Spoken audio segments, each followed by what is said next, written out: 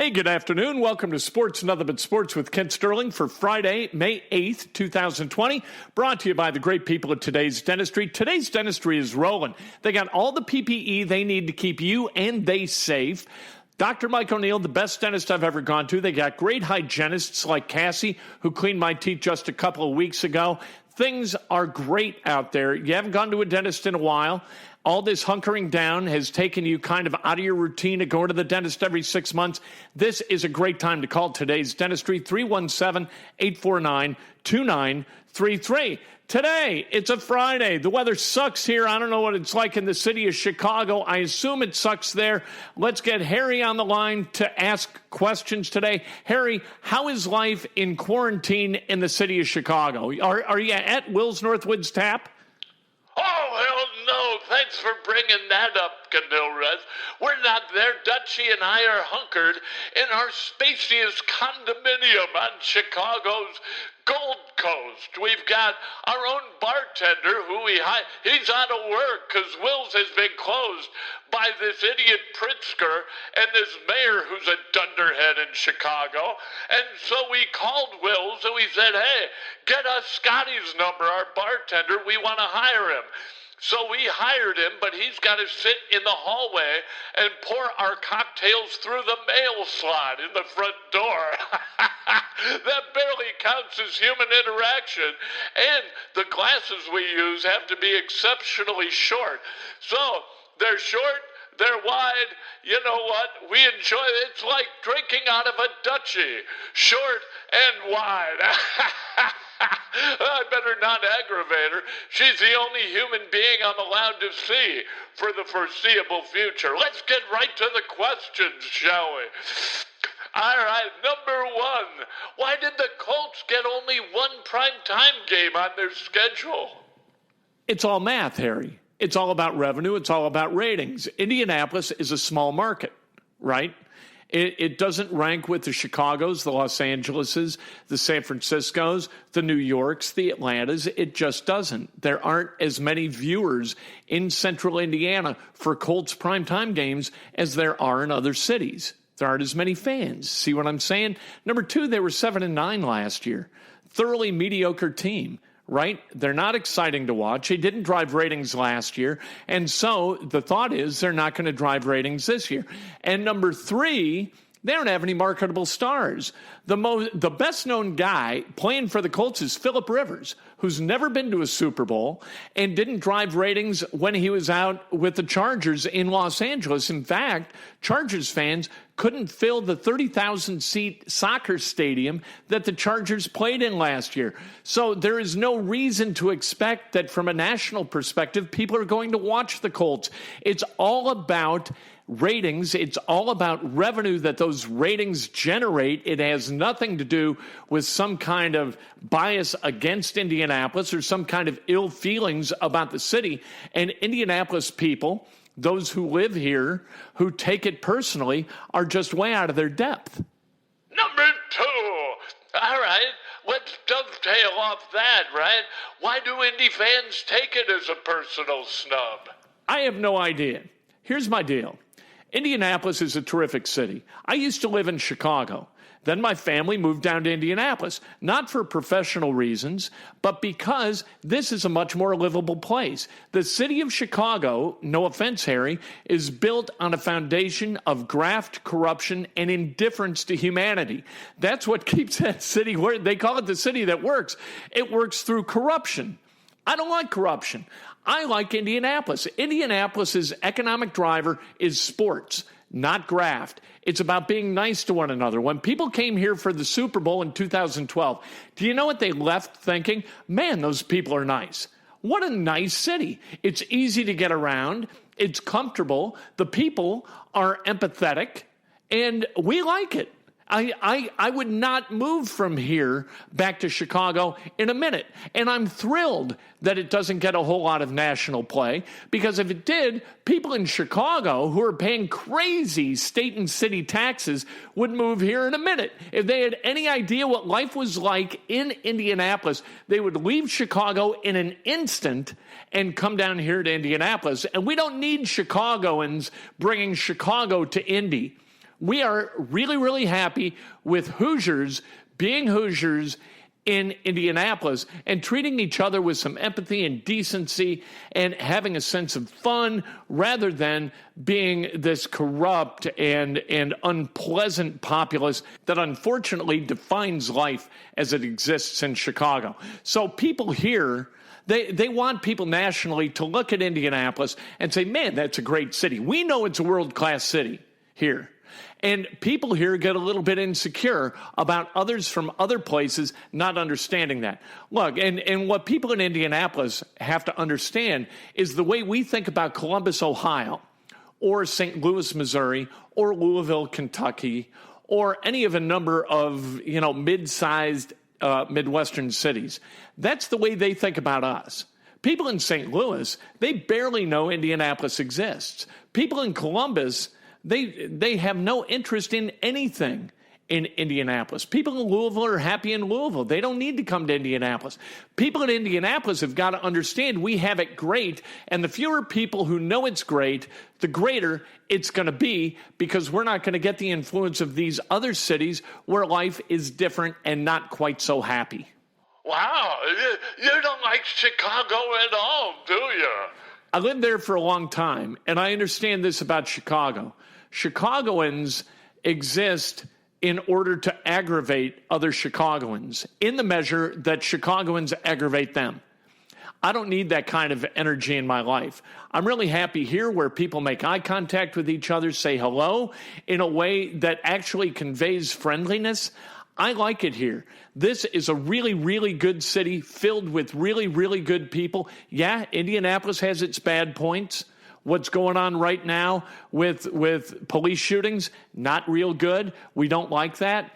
But that kind of thing happens in Chicago every damn day. I am not going to sit. And you know what? Chicago's got some great things, too. You don't have Wrigley Field in Indianapolis. You've got Wrigley Field in Chicago. You don't have the theater in Indianapolis that you have in Chicago. I get all that. The restaurants, I get it. Although Indianapolis restaurants, I don't think take a backseat to anybody in the country. This is a different city. I like it a lot. Chicagoans, if you're happy with Chicago, God bless. Stay there. Enjoy yourselves. I am absolutely thrilled with what this city is, and Indianapolisans should be that as well. All right, number 3. What's the best part of just one primetime game? The best part is that we know what we're doing on Sundays. Right? If you play Monday night, you play Sunday night, you play Thursday night. Let's say you've got 5 nationally televised games from one Sunday to the next. You're like, okay, what are we doing? Is it a Sunday 1 o'clock game, a Sunday 4:25 game? Is it a Sunday night game, a Monday night game, a Thursday night game? What are we doing this week? You build your week kind of around your NFL team's schedule. Well, we know right now that either 11 or 12 games are going to be played at 1 o'clock on Sunday. So we can kind of, during this period of hunkering down, we can hunker down and know that on Sunday at 1 o'clock, it's kickoff time and we're going to be watching Colts football rather than watching Carolina play the Dolphins or the Saints play Denver or the Rams play the Jets. We don't give a damn about those games. You have to gamble on those games in order to invest any emotion in it. Your emotional investment in those games is absolutely proportionate to your financial investment in those games. Without fantasy football, who would watch, right? Well, we know Sunday at 1, it's Colts football. Or Sunday at 4 or 4:25, it's Colts football. That's going to happen 3 or 4 times during the season. And then once you got that Thursday night game, which just sucks. I hate Thursday night games. I don't hate them as much as I hate Monday night games. But if you've got a Sunday without Colts football, or, if you're in Chicago and you've got a Sunday without Bears football, what do you do? Like, people in Chicago, they're not going to watch the Colts play the Titans, right? People in Indianapolis, we're not going to watch the Bears play the Vikings. We got better stuff to do, but we like a repeatable schedule, so we have a routine, and that's the best part of one primetime game is the routine that it helps us keep with Sundays, 1 o'clock, being the time for Colts football. Number 4, given the Colts schedule, what do you think their record's going to be in 2020? All right, here's where things get interesting, right? Because now we get to actually talk about football. The Colts have a span of 6 weeks, 5 games in 6 weeks, where they don't play a team that had a winning record in 2019. In fact, the aggregate record of the teams week 3 through week 8, those 5, and there's a bye in there. So if you think you caught me in a math issue, you didn't. There's a bye in there. The 5 teams during that span from week 3 through week 8, the aggregate record 26, 53, and 1. You are going to have to make hay during that period of the schedule, or you're not going to make the playoffs. That's a good thing for the Colts, because it seems that over the past couple of years, T.Y. Hilton's health, as seasons have gone on, that health has eroded. Okay? So maybe by week 8, the Colts could actually be 6-2 and put themselves in a position where even a 4-4 second half gets them to 10-6, and 10-6 likely gets you into the playoffs. In the first quadrant, I've got the only loss being against the Vikings, who are a superior team, but they're playing in Indy. And look, I think that the Colts are going to win at Jacksonville in the opener. I think the next week they're going to lose against the Vikings. The Colts haven't won their first 2 games in any season since 2009. That's quite a while. They're going to beat the Jets at home. They're going to beat the Bears on the road. Then they're going to win their next 3 at Cleveland, against Cincinnati, and at Detroit. That's the period of the schedule where they got to make some hay. Then it gets a little bit more difficult. You've got a game here against Baltimore. You go on the road on a Thursday night to Tennessee. Both those games going to be really difficult. Baltimore last year, 14-2, one of the best teams in the National Football League. And then you go on the road to Tennessee. Winning on the road on Thursday nights is really, really difficult. So that gives you a 6-4 record with 6 games left.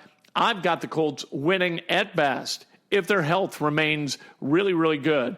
I've got them winning 4 of those 6 to go 10-6 and make the playoffs.